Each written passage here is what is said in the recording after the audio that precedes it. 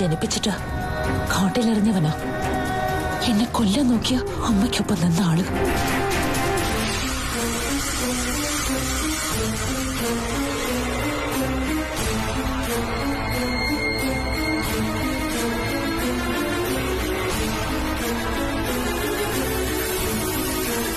മോളെ ഒന്ന് കാണാൻ കഴിയുന്നില്ല. അതിനൊരു അവസരം ഉണ്ടാക്കണമെന്ന് പറയാൻ കണ്ണനെ കാണാൻ വരുമായിരുന്നു ഞാൻ. മോളെന്താ എന്നെ ഇങ്ങനെ നോക്കുന്നേ? പിന്നെ എങ്ങനെയാ നിങ്ങൾ നോക്കേണ്ടത്? ചോദിച്ചത് കേട്ടില്ലേ? എങ്ങനെയാ നോക്കണ്ടെന്ന്? ഈ ലോകത്ത് ഞാൻ ഏറ്റവും കൂടുതൽ വെറുക്കുന്ന മനുഷ്യനാ നിങ്ങൾ. അരുണും അരുണിന്റെ അപ്പച്ചയ്ക്ക് എന്തെങ്കിലുമൊക്കെ പറഞ്ഞു എന്ന് കരുതി മോളൊന്നും മനസ്സിൽ വെച്ചേക്കരുത്. അവരൊക്കെ പറഞ്ഞതിനും അപ്പുറവാ നിങ്ങള്. അതാരും പറയാതെ തന്നെ എനിക്കറിയാം. അരുണുമായിട്ട് ഒരു യാത്ര പോയതിനു ശേഷമാണല്ലോ മോൾക്ക് മാറ്റം. അതെ, ആ യാത്രയില് ഞാൻ എന്റെ അരുൺ സാറിന്റെ തലയിൽ തൊട്ട് സത്യം ചെയ്തു, ദേവിയുടെ മുന്നിൽ വെച്ച്. ഇനി നിങ്ങളെ കാണില്ല, സംസാരിക്കില്ല എന്ന്. ഈ താലിയുടെ അവകാശിയാ. അദ്ദേഹത്തിന് കൊടുത്ത വാക്ക് ഇനി എനിക്കൊരിക്കലും തെറ്റിക്കാൻ പറ്റില്ല. അതുകൊണ്ട് ദയവ് ചെയ്ത് എന്റെ മുന്നിലോട്ട് വരരുത്. ഞാൻ പറഞ്ഞല്ലോ, ഞാൻ ഏറ്റവും കൂടുതൽ വെറുക്കുന്ന മുഖം നിങ്ങളുടേത്. ഒരു ദിവസം ഒരു തവണയെങ്കിലും മോളുടെ ശബ്ദം കേട്ടില്ലെങ്കിൽ, മാസത്തിൽ ഒരിക്കൽ എന്റെ മോളെ കണ്ടില്ലെങ്കിൽ എനിക്ക് സഹിക്കാൻ പറ്റില്ല മോളെ. അങ്ങനെ സഹിക്കാൻ പറ്റാതെ വരുമ്പോ നിങ്ങൾ ആദ്യം ഒരുത്തിയ മോളായിട്ട് കണ്ടല്ലോ, മഞ്ജുവിനെ. അവളുടെ അടുത്തോട്ട് പോയാ മതി. എനിക്ക് നിങ്ങളെ സ്നേഹിക്കാൻ പറ്റില്ല. ദൈവത്തെ തൊട്ട് ഞാൻ പറയാം, ഇനി ഒരിക്കലും ഞാൻ നിങ്ങളെ കാണാൻ ആഗ്രഹിക്കുന്നില്ല. മോളെ,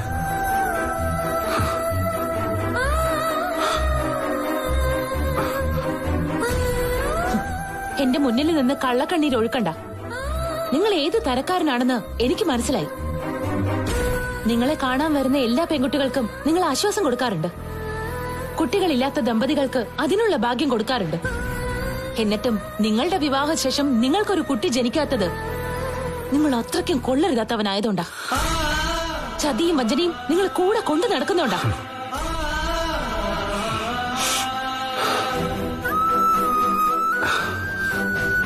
ആര് വേണമെങ്കിലും ഇങ്ങനെയൊക്കെ സംസാരിച്ചോട്ടെ, പക്ഷെ മോളെ സംസാരിക്കരുത്. എനിക്കെന്താ സംസാരിച്ചാല്? മോളെ കൊണ്ട് മോളുടെ അരുൺ സാറ് തലയിൽ തൊട്ട് സത്യം ചെയ്യിച്ചു, ദൈവത്തിന്റെ മുന്നിൽ വെച്ച്. അങ്ങനെ സത്യം ചെയ്തൊരു പെൺകുട്ടിക്ക് എന്നോട് സ്നേഹത്തോടെ സംസാരിക്കാൻ പറ്റില്ല. എന്നെ ഒഴിവാക്കിയേ പറ്റൂ. അതുകൊണ്ടല്ലേ മോൾ ഇങ്ങനെയൊക്കെ പറയുന്നത്? ഒരിക്കലും അല്ല. ഞാൻ പറഞ്ഞതൊക്കെ ആത്മാർത്ഥമായിട്ട് തന്നെയാ. അരുൺ സാറും അപ്പച്ചയൊക്കെ വെറുക്കുന്നതിനേക്കാൾ കൂടുതൽ നിങ്ങളെ ഞാൻ വെറുക്കുന്നുണ്ട്. അതുകൊണ്ട് നാളെ നിങ്ങൾ മരിച്ചെന്ന് കേട്ടാ അത് നന്നായെന്ന് ഞാൻ പറയും.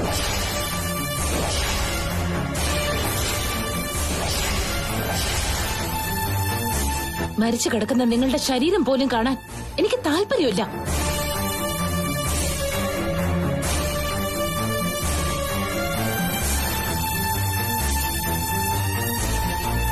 ആരുടെയും മുഖത്ത് നോക്കി ഞാനിങ്ങനെ സംസാരിച്ചിട്ടില്ല. എന്നാ നിങ്ങളത് അർഹിക്കുന്നുണ്ട്. അതുകൊണ്ടാ പറഞ്ഞത്. എന്റെ ജീവിതത്തില് തെറ്റ് ചെയ്യാതെ ഞാൻ ഒരുപാട് ശിക്ഷിക്കപ്പെട്ടിട്ടുണ്ട്. തെറ്റ് ചെയ്തവരെല്ലാം ഇത് തന്നെയാ പറയുന്നത്, നിരപരാധികളാണെന്ന്, ഒരു തെറ്റും ചെയ്തിട്ടില്ലാന്ന്. വയസ്സായി തുടങ്ങുമ്പോ മനുഷ്യൻ പഴയതൊക്കെ ഓർത്ത് പശ്ചാത്തപിക്കും. അങ്ങനെയോ നിങ്ങളും? ഈ ലോകത്ത് ഇങ്ങനെയൊക്കെ സംസാരിച്ചാലും എന്റെ മുഖത്തടിച്ചാലും ഞാൻ പ്രതികരിക്കാതെ നിൽക്കുന്നത് ഒരാളുടെ മുന്നില, എന്റെ മോളുടെ മുന്നില്. എങ്ങനെ പ്രതികരിക്കും?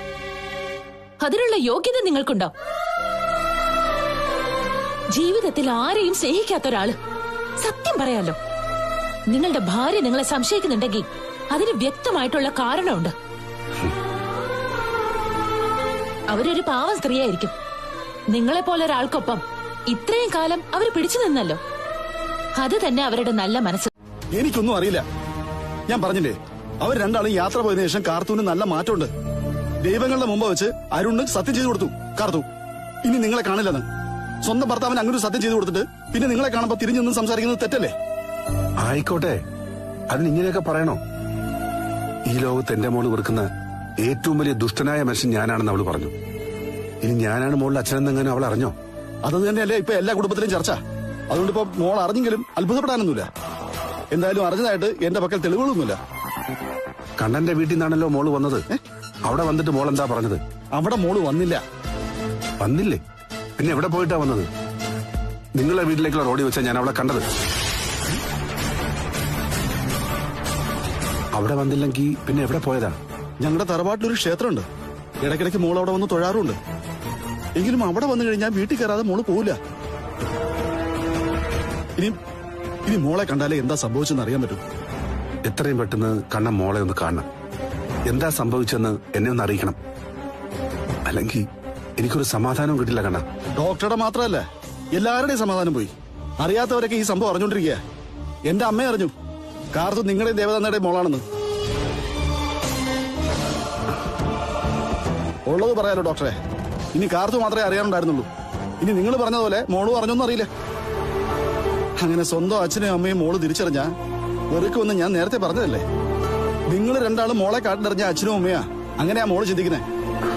അങ്ങനെയെങ്കിൽ അത് തിരുത്തിക്കൂടെ? നിങ്ങളുടെ ഭാഗത്തെ ന്യായങ്ങൾ ഞാൻ അരുണിനോട് പറഞ്ഞു. എന്നിട്ട് അയാൾ വിശ്വസിച്ചോ? ഞാനും പപ്പനും പവിത്രയൊക്കെ നിങ്ങളെ അംഗീകരിക്കുന്നവരെ അയാൾ അംഗീകരിച്ചോ? ഇതൊക്കെയാണ് ഡോക്ടറെ പ്രശ്നം. എല്ലാവരും ഒരുപോലെ കാര്യങ്ങൾ എടുക്കില്ല. അരുണിന്റെ അപ്പച്ചയോടോ അവരുടെ അച്ഛനോടോ നിങ്ങളുടെ ഭാഗത്തെ ന്യായങ്ങൾ പറയാൻ പറ്റാത്ത അവസ്ഥയാ. കാർത്തൂനെ ജനിപ്പിച്ചത് ഞാനും ദേവനന്ദയാണെങ്കിലും അവൾ ഈ ലോകത്ത് ഏറ്റവും കൂടുതൽ ഇഷ്ടപ്പെടുന്നത് കണ്ണനെ. ഒരുപക്ഷെ അവളെ ഭർത്താവിനേക്കാളും. എന്റെ മോളുടെ മനസ്സിൽ കണ്ണനുള്ള സ്ഥാനം അറിയാവുന്നതുകൊണ്ടാണ് ഞാൻ പറയുന്നത്. മോൾക്കൊരു തെറ്റിദ്ധാരണ ഉണ്ടെങ്കിൽ കണ്ണനത് മാറ്റണം. പറയേണ്ടതെല്ലാം പറയണം. കണ്ണേട്ടനറിയാലോ ഈ ലോകത്ത് ഞാൻ ഏറ്റവും കൂടുതൽ വെറുക്കുന്നത് ആരെയാന്ന്. എന്നിട്ടും അയാളെ എന്തിനാ കണ്ണേട്ട സ്നേഹിച്ചത്? അരുൺ സാറും അമ്മയൊക്കെ അയാൾ ഇവിടെ വരുന്നതിനെയും എന്നെ കാണുന്നതിനെയും വിലക്കിയപ്പോഴൊക്കെ നിങ്ങളൊക്കെ മാത്രം എന്തിനാ അയാളെ അനുകൂലിച്ചത്? അയാള് വർഷങ്ങൾക്ക് ശേഷം വന്ന് പല കള്ളങ്ങളും പറഞ്ഞിട്ടുണ്ടാവും. പക്ഷേ അതൊന്നും ഞാൻ വിശ്വസിക്കില്ല. ഇനി അയാളെ ഒരിക്കലും എനിക്ക് കാണണ്ട. അപ്പച്ചി അയാളെ കൊല്ലാൻ നോക്കിയപ്പോ തന്നെ അയാൾ മരിച്ചാ മതിയായിരുന്നു. അങ്ങനെയെങ്കിലും എനിക്ക് അയാളെ കാണേണ്ടി വരില്ലായിരുന്നല്ലോ.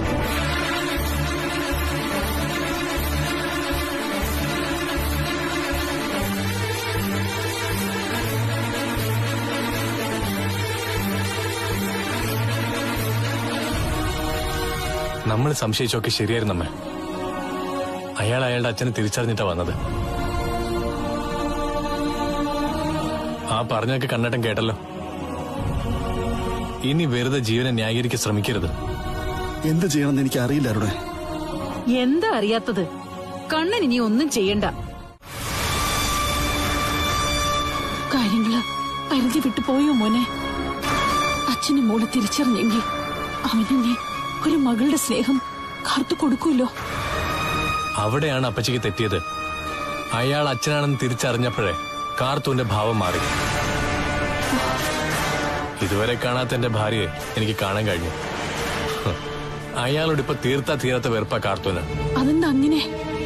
എന്താന്നൊക്കെ അപ്പച്ചിക്ക് അറിയില്ലേ? എത്ര തവണ കാർത്തു പറഞ്ഞിട്ടുണ്ട് അയാളെ കാട്ടിലേക്ക് എറിഞ്ഞ അച്ഛനോടും അമ്മയോടും വെറുപ്പാണെന്ന്. ഞാനാണ് അമ്മയെന്ന് മോൾ അറിഞ്ഞില്ലല്ലോ. ഭാഗ്യത്തിനില്ല. പക്ഷെ അതും ഇനി കണ്ടെത്താൻ ശ്രമിക്കും. ആ സമയത്ത് മോൾ എന്നെ വെറുക്കില്ലേ? അച്ഛനെക്കാളും വെറുപ്പ് അമ്മയോടുണ്ടെന്ന് ഇടയ്ക്കിടയ്ക്ക് പറയാറുണ്ട്. അത് അങ്ങനെയല്ലേ വരും മോനെ? പ്രസവിച്ചമ്മ മക്കളോട് ക്രൂരത കാണിച്ചാൽ അവരെയായിരിക്കും മക്കൾ ഏറ്റവും കൂടുതൽ വെറുക്കുന്നത്. ഇനിയിപ്പോ ജീവന്റെ പിന്നാലെ അപ്പച്ചി നടന്നതും അയാളെ കൊല്ലാൻ ശ്രമിച്ചൊക്കെ കാർത്തു ചിന്തിച്ചു തുടങ്ങും. അതിന്റെ പിന്നാലെ പോയാൽ പിന്നെ കാർത്തിൽ നിന്ന് ചോദ്യം ഉണ്ടാവും. സാറിന്റെ അപ്പച്ചിയാണോ അയാളുടെ അമ്മയെന്ന് ചോദിക്കും. എന്റെ ശരീരമൊക്കെ തളരുന്ന പോലെ തോന്നുന്നു. എന്നെ എന്റെ മോള് വെറുക്കോ? അങ്ങനെ ഒരു സാഹചര്യം വന്നാ നടന്നൊക്കെ അയാളെ അറിയിക്കേണ്ടി വരും. അതൊക്കെ കേട്ട് കഴിയുമ്പോ കാർത്തൂന് അമ്മയോടുള്ള വെറുപ്പൊക്കെ മാറിക്കോളും. അപ്പോഴും അവനെ വെറുക്കണോ എന്റെ മോള്? അവൻ ചെയ്തത് എതിരി പഠിപ്പും തൊങ്ങലും ഒക്കെ വച്ചിട്ടായാലും പറയണം. പക്ഷേ ഇവിടെ അയാൾ മറ്റു ചില കഥകൾ പഠിച്ചുണ്ടാക്കിയില്ലേ? അതൊക്കെ കേട്ടിട്ട് കണ്ണേട്ടനും പൗത്രടത്തിയും ഒക്കെ അയാളെ സ്നേഹിച്ചോണ്ടിരിക്കുക. അതൊക്കെ കള്ള. മനുഷ്യനെ സ്വാധീനിക്കാൻ അവനൊരു പ്രത്യേക കഴിവുണ്ട്. അങ്ങനെയാ എന്റെ ജീവിതവും നശിപ്പിച്ചത്. അതുകൊണ്ട് പറയുന്നൊന്നും വിശ്വസിക്കരുത്.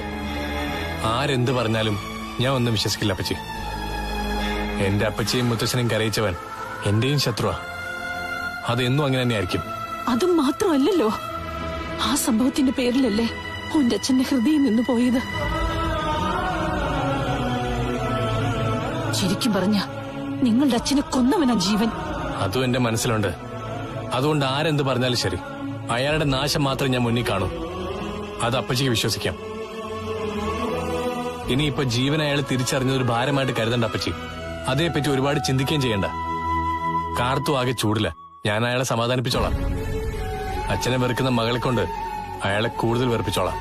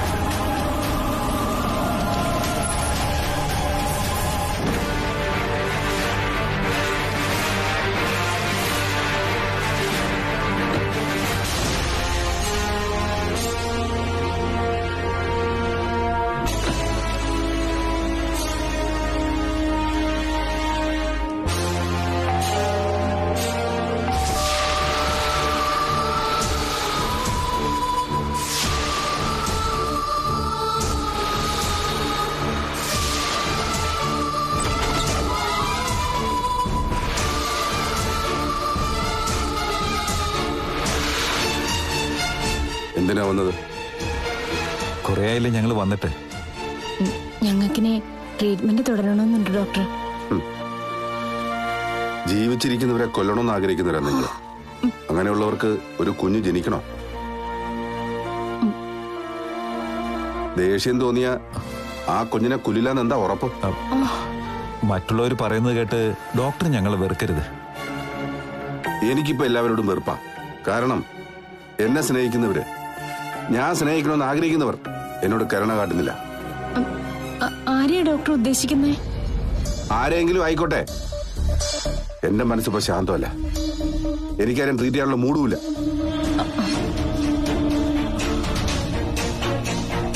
മഞ്ജുവിന് അമ്മയാവാനൊരു അവസരം ഉണ്ടായിരുന്നു. അത് നീ തന്നെയാ കളഞ്ഞു വിളിച്ചത്. ഒരിക്കലും ഞാനല്ല.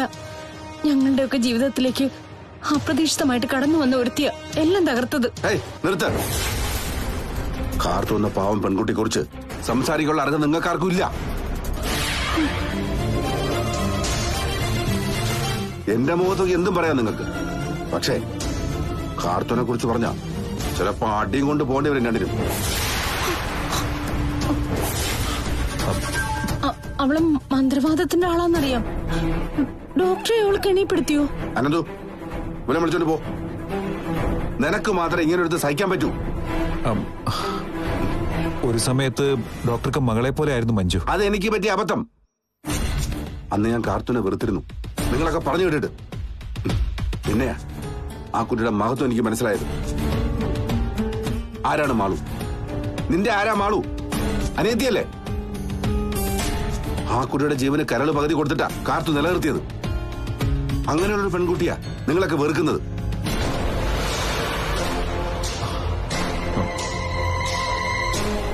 കാർത്തുവിനെ വെറുത്ത ഇനി സംഭവിക്കാൻ പാടില്ലാത്തൊക്കെ സംഭവിക്കും. നിങ്ങളുടെ ജീവിതത്തിൽ പല നഷ്ടങ്ങളും ഉണ്ടാവും. ഇടയ്ക്കിടയ്ക്ക് പറയാറുണ്ടല്ലോ കാർത്തു അനാഥയാണ്, കാട്ടിക്കിടന്നവളാണെന്നൊക്കെ. കൊടും കാട്ടിക്കിടന്ന ആ ചോര കുഞ്ഞിന് പോലും ദൈവത്തിന്റെ തുണയുണ്ടായി. അന്ന് തൊട്ട് ദൈവം കൈപിടിച്ച് നടന്ന കുട്ടിയാ കാർത്തു. അത് മനസ്സിലാക്കി അവളെ സ്നേഹത്തോടെ നിർത്തുന്നതായിരിക്കും നല്ലത്. ഡോക്ടർ എന്നല്ല ആര് പറഞ്ഞാലും ഇനി ഇത് നടക്കില്ല. എങ്കിൽ കാർത്തുവിനെ എതിർക്കുന്ന ആരും ഈ പടി കടന്ന് വരണ്ട. അപ്പോ ഞങ്ങളിനി ട്രീറ്റ്മെന്റിന് വരണ്ടെന്നാണോ ഡോക്ടർ പറയുന്നത്? അതെ, എനിക്ക് നിങ്ങളെ കാണാനും ചികിത്സിക്കാനൊന്നും താല്പര്യമില്ല.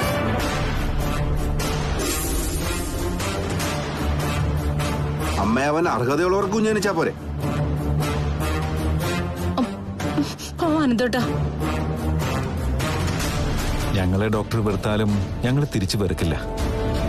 ഇപ്പോഴീ സംസാരിച്ചതിന്റെ പേരിൽ വരാതിരിക്കത്തുമില്ല. ഇവള് പറഞ്ഞ പോലെ എല്ലാവരിൽ നിന്നും ഞങ്ങളെ അകറ്റിയത് അവൾ ഒറ്റ ഒരുത്തിയാ. ഡോക്ടർ പോലെ ഇപ്പൊ ആരാധിക്കുന്ന ആ കാർത്തു. തനിക്കൊക്കെ നാണവില്ലേ ആണാണെന്ന് പറഞ്ഞു നടക്കാൻ? തന്റെ അനിയനെ കണ്ട് പഠിക്കും. കാർത്തൂന്റെ മഹത്വം തിരിച്ചറിഞ്ഞിട്ടാണ് സ്വന്തം വീട്ടുകാരെ പോലും എതിർത്തിട്ട് കാർത്തൂനെ കല്യാണം കഴിച്ചത്. അങ്ങനെയുള്ളവർക്ക് മറ്റൊരാളുടെ മൂല്യം തിരിച്ചറിയാൻ പറ്റും, അവരെ ഒപ്പം ചേർത്ത് നിർത്താൻ പറ്റും. ദയവ് ചെയ്ത് ഇനി ഇവിടേക്ക് വരരുത് പ്ലീസ്. ഡോക്ടർ ഇപ്പൊ എന്താ ആനന്ദേട്ടാ? ഡോക്ടർ അവളെ കുപ്പിയിലാക്കി. നീ വാ.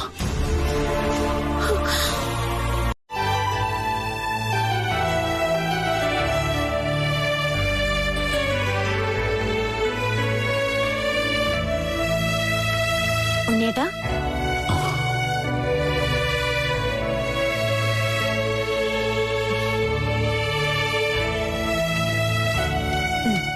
ദേ മാളുവിന്റെ കഴുത്തിലിടാനുള്ള മാലയാ. ഓ, ഇതിപ്പോ വാങ്ങി? ഞാനും സാറും കൂടി പോയി വാങ്ങിയതാ. എന്തിനാ കാർത്തു ഇത്രയൊക്കെ പൈസ ചെലവാക്കിയത്? ഇത് തന്നെയാ കണ്ണേട്ടനും പവിത്രടുത്തും ഒക്കെ ചോദിച്ചത്. എന്നിട്ടും സാറിനിത് പോരെന്നാ പറഞ്ഞത്. ദേ നോക്കി. കാർത്തു നോക്കി വാങ്ങിയതല്ലേ, പിന്നെ ഞാനിത് നോക്കാനാ? ഉണ്ണേട്ടന് കല്യാണത്തോടെന്തോ താല്പര്യക്കുറവുണ്ടെന്ന് കണ്ണേട്ടനും പവിത്രടുത്തൊക്കെ പറഞ്ഞല്ലോ. എന്തോ ഒരു സുഖം തോന്നില്ല കാർത്തു. എടുപിടിയിന്ന് കല്യാണം വേണ്ടെന്നൊരു തോന്നല്. അടുത്ത ചിങ്ങത്തിൽ മതിയായിരുന്നു. അപ്പോ ഓണത്തിന് എല്ലാവർക്കും ഒത്തുകൂടായിരുന്നല്ലോ. ദേ ഇത്തരം കാര്യങ്ങളൊക്കെ പെട്ടെന്ന് നടക്കണം. സത്യം പറയാലോ, മാളുവിനെ ഇവിടെ കൊണ്ടുവരാൻ എനിക്ക് തിടുക്കമായി. കാർത്തുന്റെ തിടുക്കം കൊണ്ടാ എല്ലാം വേഗത്തിൽ നടക്കുന്നത്. അതുകൊണ്ട് എന്താ ഉണ്ണിയേട്ട കുഴപ്പം? ഇവിടെ ഒരുപാട് ആൾക്കാരെ ഒന്നും വിളിച്ച് കല്യാണം നടത്തുന്നില്ലല്ലോ, കുറച്ചു പേരല്ലേ ഉള്ളൂ. മാളുവിന്റെ ചേച്ചിയൊന്നും കല്യാണത്തിന് പങ്കെടുക്കുന്നില്ല അല്ലേ? അവരെല്ലാരും വിളിക്കുന്നുണ്ട്, വരുമോന്നറിയില്ല. അനീത്തിയുടെ കല്യാണത്തിന് ചേച്ചി പങ്കെടുക്കാതിരിക്കുന്നത് ഒരു നല്ല കാര്യമാണോ? ഒരിക്കലും അല്ല. എങ്ങനെയെങ്കിലും അവരെ കല്യാണത്തിന് കൊണ്ടുവരണമെന്ന് ഞാൻ മുത്തച്ഛനോടും അപ്പച്ചിയോടും ഒക്കെ പറഞ്ഞിട്ടുണ്ട്. അതുകൊണ്ടാണോ ഉണ്ണിയേട്ടന് ഈ കല്യാണത്തിനോട് താല്പര്യമില്ലാത്തത്? ഏയ്, ഒരിക്കലും അല്ല. പിന്നെ ചോദിച്ചെന്നേ ഉള്ളൂ. കാർത്തുന്റെ ശത്രുവായിട്ട് കരുതുന്നവരാണല്ലോ അരുൺ സാറിന്റെ ഏട്ടനും ഏട്ടത്തിയൊക്കെ. അതൊക്കെ അവിടെ നിക്കട്ടെ. ഇപ്പൊ എന്താ ഉണ്ണിയേട്ടന്റെ പ്രശ്നം? കല്യാണത്തോടെ അടുക്കുമ്പോ മാളുവിനെ വേണ്ടാന്ന് തോന്നുന്നുണ്ടോ? ഒരിക്കലും ഇല്ല. എനിക്കും മാളുവിനെ കല്യാണം കഴിക്കാനുള്ള അർഹതയുണ്ടോന്നാ ഞാനിപ്പോ ചിന്തിക്കുന്നേ. ഉണ്ണിയേട്ടന് ഒരു കുഴപ്പമില്ല. ഇനിയിപ്പോ ഓരോന്ന് പറഞ്ഞ് കല്യാണം നീട്ടിക്കൊണ്ടു പോരുത്. അങ്ങനെ വന്നാ ഞങ്ങളെല്ലാവരും ഉണ്ണിയേട്ടനോട് പിണങ്ങും. ഒരു വിവാഹം പാളിപ്പോയി. ഇനി എനിക്ക് ഭാര്യ വാഴുമെന്ന് അറിയില്ല. മാളു എന്തായാലും ഉണ്ണിയേട്ടനുമായിട്ട് പിണങ്ങി പിരിയാൻ പോകുന്നില്ല. അതിനുള്ള സാഹചര്യം ഇവിടെ ഇല്ല. സന്തോഷത്തോടെയാ മാളു ഇവിടേക്ക് വരാൻ പോകുന്നത്. അതേ സന്തോഷത്തോടെ തന്നെ ഉണ്ണിയേട്ടൻ അവളെ കൈപിടിച്ച് കയറ്റണം. ഈ താലിയൊക്കെ കഴുത്തിലിട്ട് കൊടുത്ത്. ദേ വെറുതെ എല്ലാവരും വിഷമിപ്പിക്കല്ലേ. ദേ പിടിച്ചേ.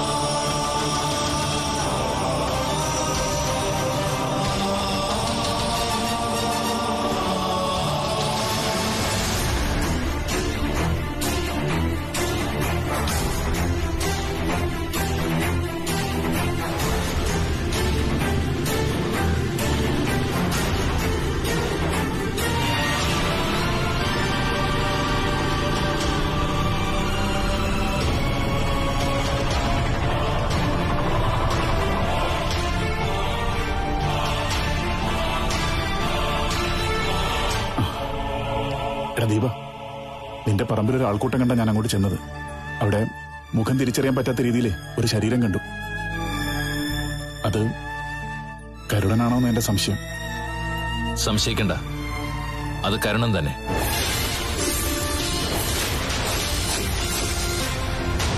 അതെ പപ്പേട്ട, ഞാൻ പറഞ്ഞത് സത്യം. ദീപ,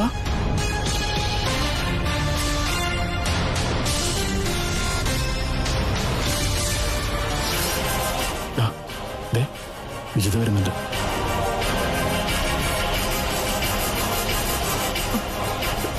എന്താ രണ്ടാളും കൂടി അടക്കം പറിച്ചല്? ഏയ് ഒന്നുമില്ല വിജിത. പപ്പേട്ടൻ എന്റെ പപ്പയെ കണ്ടായിരുന്നോ? ഏയ് ഇല്ല, ഞാൻ കണ്ടില്ല. അന്ന് ദീപേട്ടനുമായിട്ട് വഴക്കിട്ടിട്ട് പോയതാ. പിന്നെ ഒരു വിവരവുമില്ല. വിളിച്ചിട്ടും ഇതുവരെ എടുത്തിട്ടുമില്ല.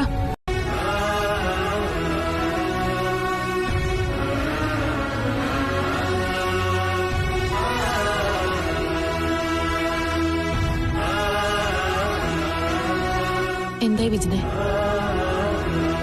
ദീപേട്ടനെ പോലീസുകാർ കൊണ്ടുപോയി. അവനോട് മാറി നിൽക്കാൻ ഞാൻ പറഞ്ഞിരുന്നാണല്ലോ. നീ വിഷമിക്കണ്ട, അരുണിനോടൊക്കെ ഞാൻ എല്ലാം പറഞ്ഞിട്ടുണ്ട്. എന്നാലും എന്റെ പപ്പയെ ദീപേട്ടന് കൊന്നല്ലോ. നിങ്ങളെല്ലാരും അതിന് കൂട്ടായിരുന്നു അല്ലേ കണ്ടേട്ടാ? ഇനിയിപ്പോ ഒന്നും മറച്ചു വെച്ചിട്ട് കാര്യമില്ല. ഞങ്ങള് ദീപനൊപ്പം കരുണമാമയെ കൊല്ലാനായിട്ട് പോയില്ലെന്നേ ഉള്ളൂ. എല്ലാവരും ഒറ്റയ്ക്ക് കൊല്ലാനായിട്ട് തീരുമാനിച്ചിരുന്നു. ആ രീതിയിലായിരുന്നു അയാൾ കിടന്ന് അഴിഞ്ഞാടിയത്. കരുണമാമ മരിച്ചില്ല കണ്ണേട്ടാ, പിന്നെ എന്തിനാ ഇങ്ങനെയൊക്കെ പറയുന്നത്? ഇപ്പോഴത്തെ സാഹചര്യത്തെ പറ്റി എനിക്ക് നല്ല ബോധ്യമുണ്ട്. മരിച്ച ആളുടെ മകളാണ് മുമ്പ് നിൽക്കുന്നതെന്നും അറിയാം. പക്ഷെ എന്ത് ചെയ്യാനാ, ജീവിച്ചിരുന്നപ്പോ എല്ലാവരെയും മറചട്ടിയിലിട്ട് വറക്കില്ലായിരുന്നോ? എങ്കിലും എന്റെ കുഞ്ഞിന്റെ മുത്തച്ഛനെ മോളുടെ അച്ഛൻ തന്നെ കൊന്നെന്ന് ആലോചിക്കുമ്പോ എന്തോ സഹിക്കാൻ പറ്റുന്നില്ല. വിഷമിക്കാണ്ടിരിക്കേ. ഇനിയുള്ള കാലം നീ ഇവിടെ തന്നെ കഴിഞ്ഞോ? ദീപൻ മടങ്ങി വരുന്നവരെ അവനെ ജയിലിലേക്ക് പറഞ്ഞു വിടാതിരിക്കാൻ പരമാവധി നമുക്ക് നോക്കാം. പിന്നെ അച്ഛനെ കൊന്നവനാണ് ഭർത്താവെന്നുള്ള വൈരാഗ്യം മനസ്സിൽ വെക്കരുതെന്ന് മാത്രം. എപ്പോഴും പറയായിരുന്നു നിന്റെ അച്ഛനെ ഞാൻ കൊല്ലുന്നൊക്കെ. എന്നാലും അതിന് ചെയ്യുമെന്ന് കരുതിയില്ല. നിവർത്തികേട് കൊണ്ടാ ചെയ്തത്. ദീപൻ അങ്ങനെ ചെയ്തില്ലെങ്കിൽ ഞാൻ പറഞ്ഞില്ലേ, ഞങ്ങൾ ആരെങ്കിലും അത് ചെയ്തേനെ. കരുണമാമയെ കാണാൻ വിജിത പോയായിരുന്നോ? മുഖമൊന്നും തിരിച്ചറിയാൻ പറ്റുന്നില്ലെന്നാ പറഞ്ഞത്. പിന്നെ എന്തിനാ കാണാൻ പോന്നെ? പത്രേ, നീ വിജയത്തെ വിളിച്ചോളൂ, അകത്തോട്ട് പോ. വാ മോളെ.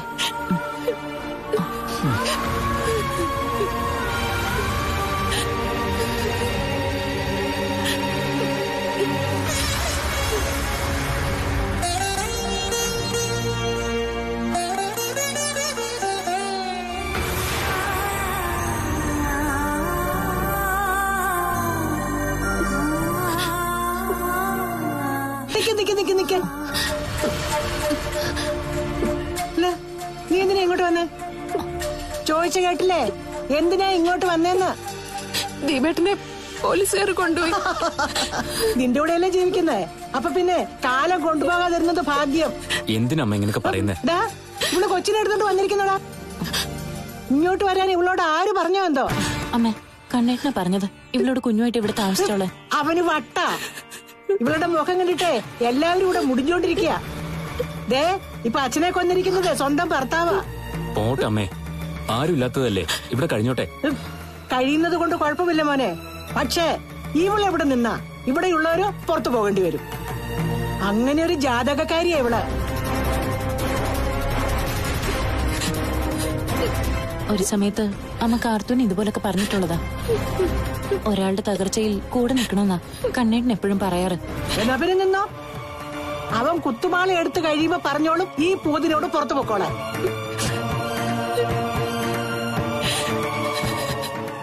ഒരുത്തി പ്രാന്തായിട്ട് ആശുപത്രിയില്ല ഇവളുടെ അമ്മ. അവളോട് വന്നു കഴിഞ്ഞാ പിന്നെ ഈ വീട് ഒരു പ്രാന്താലയമാകും. വേണമെങ്കിൽ ഞാൻ പൊയ്ക്കോളാം. വേണമെങ്കിലല്ല, പോണം. കണ്ണേട്ടൻ അവളോട് ഇവിടെ താമസിക്കാൻ പറഞ്ഞത്. അതുകൊണ്ട് ഇവളെവിടെയും പോകുന്നില്ല. നീ കുഞ്ഞിനെ കൊണ്ട് അകത്ത് പോയിച്ചതേ. വാ മോളെ.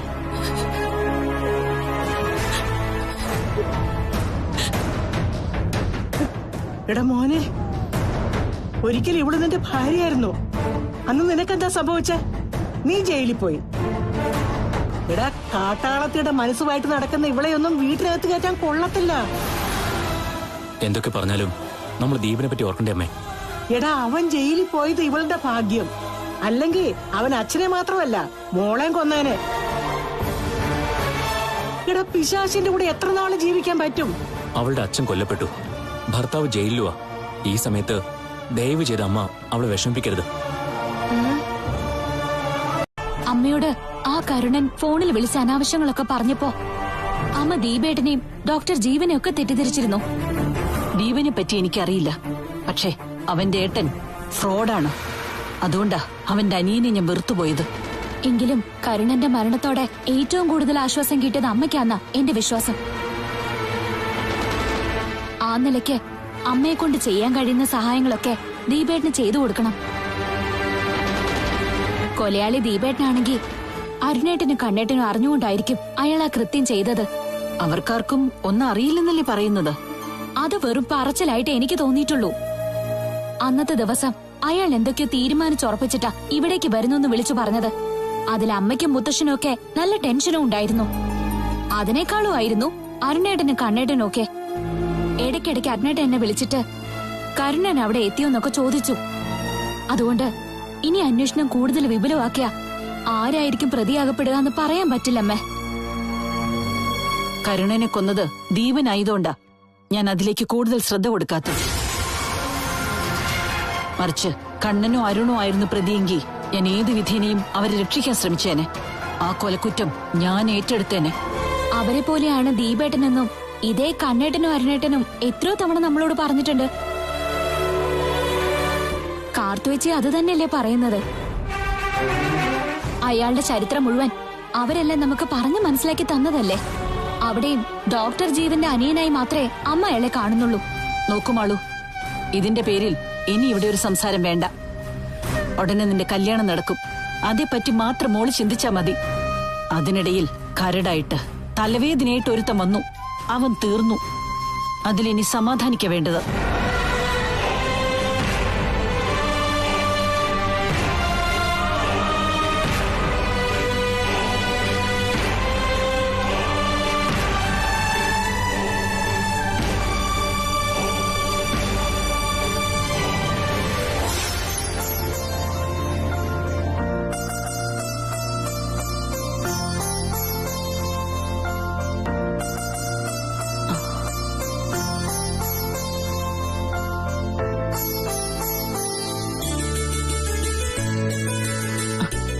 മോളെ, ആരാ വരുന്നെന്ന് നോക്കിയേ. വല്യച്ഛൻ വരുന്നു. വല്യച്ഛനെ നോക്ക്.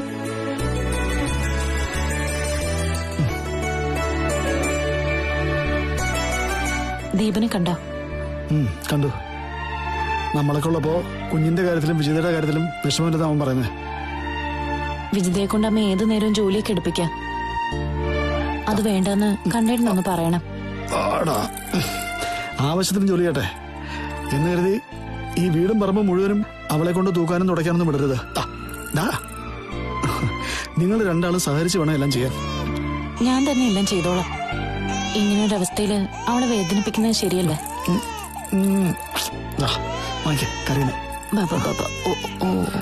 അതെ, കരുണമ്മാമയുടെ മോളെ വേദനിപ്പിക്കുന്നതിനകത്ത് എനിക്ക് വലിയ കുറ്റബോധമൊന്നുമില്ല. എന്നാ ദീപന്റെ ഭാര്യ അവളിപ്പോ, അത് നമ്മൾ മറക്കാൻ പാടില്ല. ജയിലിൽ നിന്ന് ദീപനെ ഇറക്കാൻ ഒരു മാർഗവും ഇല്ലേ? സാക്ഷികളില്ലാത്ത കേസല്ലേ, അതുകൊണ്ട് പെട്ടെന്ന് ഇറങ്ങാൻ പറ്റിയേക്കും. ഏത് വിധേനയും ജാമ്യം എടുക്കാൻ അരുൺ ശ്രമിക്കുന്നുണ്ട്. പിന്നെ ജയിലിലുള്ളവരൊക്കെ എന്റെയും ദീപന്റെ ഒക്കെ പരിചയക്കാരാ.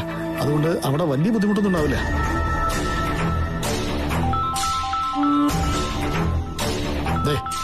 അടുത്ത ആള് വിളിക്കുന്നു, ആ ഡോക്ടർ. കാർത്തൂനെ കാണാത്തോണ്ട് വലിയ വിഷമമായിരിക്കും. ഇനി അരുണിനെ അരുണിന്റെ അപ്പച്ചയൊക്കെ കൊലയാളിയാക്കാതിരിക്കാൻ അയാൾ കാണാതിരിക്കാൻ നല്ലത്. ആ പറ ഡോക്ടറെ. ഞാൻ വരാം. അങ്ങേർക്ക് എന്നെ അത്യാവശ്യമായിട്ടൊന്ന് കാണണം. എത്ര പറഞ്ഞാലും അങ്ങേർക്ക് മനസ്സിലാവില്ല. കാർത്തു ഇന്ന് ഏറ്റവും കൂടുതൽ വെറുക്കുന്ന മനുഷ്യനയാള്. അത് ഇനിയെങ്കിലും അയാൾ തിരിച്ചറിഞ്ഞില്ലെങ്കിൽ പിന്നെ ഞാനെന്ത് ചെയ്യാൻ പറ്റും? ഏതായാലും ഞാനൊന്ന് പോയിട്ട് വരാം.